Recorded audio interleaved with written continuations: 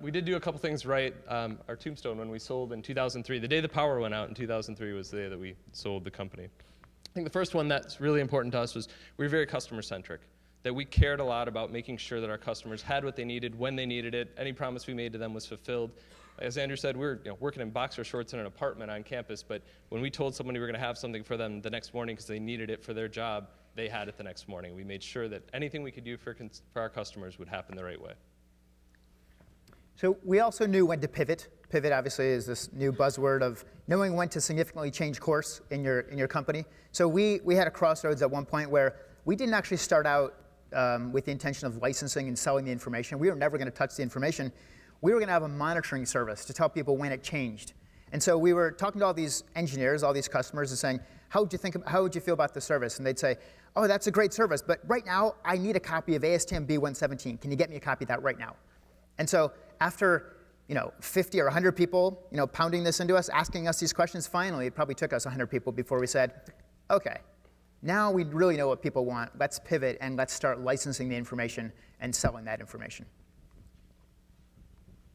So the other thing is what I call ignorant invincibility. Maybe it's fearless ignorance or ignorant fearlessness. But in any case, we really thought we could do anything.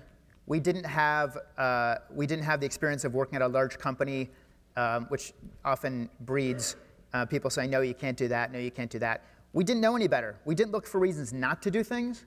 We only looked for reasons to do things. And it was actually a great tool because it helped us dream big, and we really thought we could do anything. So it was sort of ignorant bliss, but it worked out well for us. But whether you're just graduating now or whether you are coming from you have an experience at a large company and then go into a startup, I mean, the truth is you really can do anything with some limitations and after doing some research about market and competition and things like that. Metrics. This was a big thing for us. All of our friends, as we launched the business, would say, well, how many people work for you guys now? How big is the company?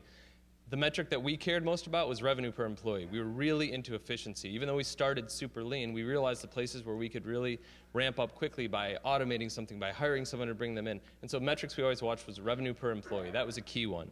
As we got more and more web focused, it was what's the conversion rate when people come to the website. So we had a core set of metrics that at the end of every week, actually at the end of every day, we'd say, how are we doing on those metrics? How can we improve those metrics? And it really helped lay out the company to say, what are we going to do? If these are what's key to us, what actions can we put in place to make those metrics better? And we were fairly good at ignoring all those questions about how many folks work for you now because they were irrelevant. Yeah. Employee appreciation. I didn't realize it was me. Especially when we were budget limited, we tried to do anything we could to show our employees how much we appreciate them. They're working hard. They're spending a good chunk of their day and a good chunk of their lives trying to make this thing succeed. So one year we had no money. We were having a holiday party, and we went to a plant store the night before, and we picked out a plant that was characteristic of each employee. So one guy was the cactus because he was a cactus, totally. He was a software developer, in case you're wondering. But we still, we do whatever we could to sort of show them appreciation, but we didn't have the money to give them large bonuses. We'd have, on Friday when we could afford it, we'd bring in some beer and people sort of knew, but we thanked them. We genuinely looked them in the eye and thanked them for doing what they did, and in the end we tried to grow their salaries and tried to grow their position, and all of them now have roles with the new company. That was one of the really great things about the transition for us. When the company was purchased, everybody had a role, everybody still continued to work for the new owners.